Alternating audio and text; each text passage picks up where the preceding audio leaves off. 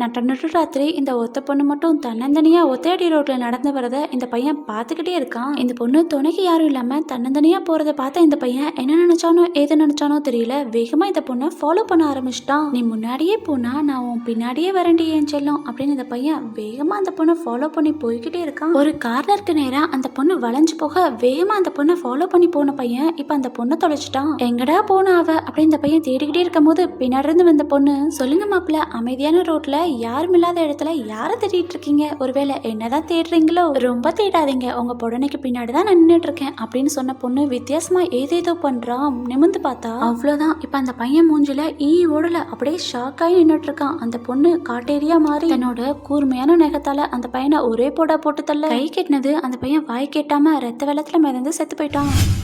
இந்த மாதிரி நீங்கள் ரோட்டில் தனியாக நடந்து போயிட்டு இருக்கும்போது உங்களை யாராச்சும் ஃபாலோ பண்ணால் நீங்கள் என்ன பண்ணுவீங்கன்னு கமெண்ட் பாக்ஸில் சொல்லுங்கள் ஃப்ரெண்ட்ஸ்.